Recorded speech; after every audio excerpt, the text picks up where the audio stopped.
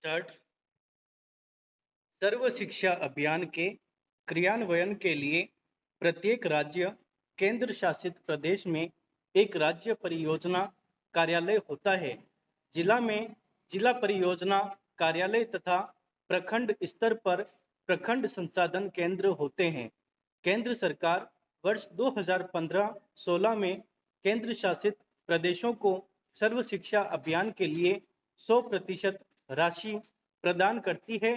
पूर्वोत्तर एवं जम्मू कश्मीर, उत्तराखंड तथा हिमाचल प्रदेश राज्यों में केंद्र व राज्य की बजटीय हिस्सेदारी 90:10 के रूप में तथा अन्य राज्यों में 60:40 के रूप में पाया जाता है। इस तरह सर्व शिक्षा अभियान के फलस्वरूप विद्यालय छोड़ने वाले बच्चों की संख्या में भारी कमी लाने में सफलता प्राप्त हुई है। लेकिन वर्ष 2010 तक सर्व शिक्षा अभियान का लक्ष्य पूरा नहीं हो पाया। इसके लिए राज्यों में संसाधनों के असमान वितरण और आवश्यक मानव संसाधन की कमी को विशेष रूप से उत्तरदायी माना गया। इसलिए केंद्र सरकार ने सर्व शिक्षा अभियान को और प्रभावशाली बनाने के उद्देश्य के साथ वर्ष 2010 में शिक्षा का अधिकार अधिनियम लागू किया। इस अधिनियम में सर्व शिक्षा अभियान के सभी लक्ष्य समाहित हैं। इसका लाभ उठाते हुए मानव संसाधन विकास मंत्रालय भारत सरकार ने सर्व शिक्षा अभियान को शिक्षा का अधिकार अधिनियम लागू करने का प्रमुख साधन बनाया। शिक्षा का अधिकार अधिनियम 2009 राज्य, परिवार और समुदाय की सहायता से 6 से 14 वर्ष तक के सभी बच्चों के लिए निःशुल्क एवं अनिवार्य गुणवत्तापूर्ण प्राथमिक शिक्षा सुनिश्चित करता है।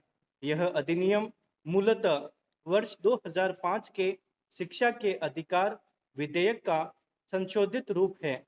वर्ष 2002 में संविधान के 86वें संशोधन द्वारा अनुच्छेद 21A के भाग 3 के माध्यम से 6 से 14 वर्ष तक के सभी बच्चों को निःशुल्क एवं अनिवार्य शिक्षा उपलब्ध कराने का प्रावधान किया गया था।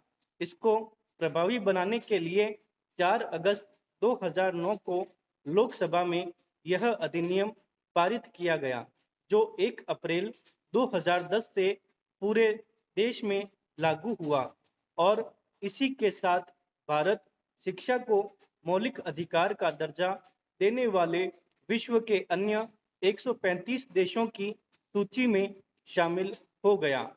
आरटीई के पश्चात सर्व शिक्षा अभियान कार्यक्रम में काफी बदलाव आना है।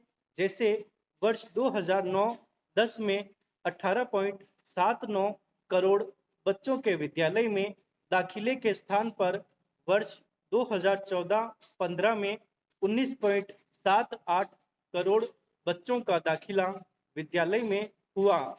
UDISE 2014-15 के अनुसार सकल दाखिला अनुपात बालकों के लिए 98.85% और बालिकाओं के लिए 101.43% रहा।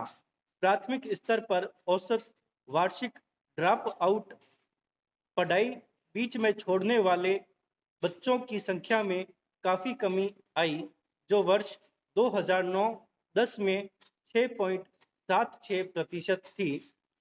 वह वर्ष 2013-14 में 3.77 हो गई। देश के 98% बस्तियों में प्राथमिक विद्यालय खोले गए हैं और 97% बस्तियों में उच्च प्राथमिक विद्यालय खोले गए हैं।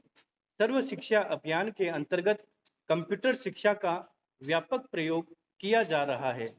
बालिकाओं को कस्तूरबा गांधी जैसे विद्यालय में शिक्षा के साथ कौशल विकास को बढ़ावा देने हेतु सिलाई, कढ़ाई, बुनाई का प्रशिक्षण दिया जाता है।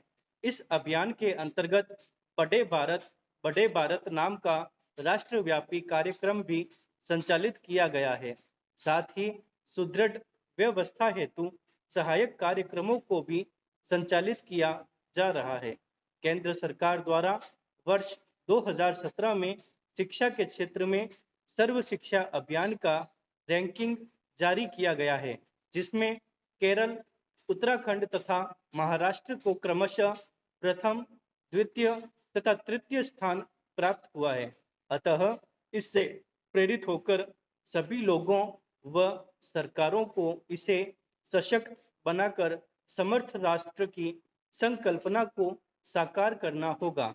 अतः किसी प्रजातांत्रिक देश में शिक्षित नागरिकों का बड़ा महत्व होता है। जननेता नेल्सन मंडेला का कहना है, शिक्षा सबसे अधिक शक्तिशाली हथियार है। इसे हम दुनिया को बदलने के लिए प्रयोग कर सकते हैं। वास्तव में शिक्षा द्वारा ही आर्थिक आवश्यकताओं को पूरा करने के लिए हर स्तर पर जनशक्ति का विकास होता है। शिक्षा के आधार पर ही अनुसंधान और विकास को बल मिलता है। इस तरह शिक्षा वर्तमान ही नहीं, भविष्य के निर्माण का भी अनुपम साधन है। इन सब दृष्टिकोणों से भी शिक्षा को मौलिक अधिकार बनाने का महत्व स्पष्ट हो जाता है। शिक्षा ही मनुष्य को विश्व के अन्य प्राणियों से अलग कर उसे श्रेष्ठ एवं सामाजिक प्राणी के रूप में जीवन जीने के योग्य बनाती है। इसके अभाव में न केवल समाज का बल्कि पूरे देश का विकास अवरुद्ध हो जाता है। शिक्षा के इन्हीं महत्वों को देखते हुए भारत सरकार ने सबके लिए शिक्षा को अनिवार्य करने के उद्देश्य से शिक्षा का अधिकार अधिनियम पारित करने का एक प्रशंसनीय कार्य किया। इस कड़ी में सर्व शिक्षा अभियान को इसका सहयोगी बनाना निसंदेह अत्यधिक लाभप्रद सिद्ध होगा। विश्व बैंक ने सर्व शिक्षा अभियान को दुनिया का सर्वाधिक सफलतम कार्यक्रम कहा है। आज देश में उच्च शिक्षा के क्षेत्र में भी ऐसे ही कार्यक्रम चलाए जाने की आवश्यकता है।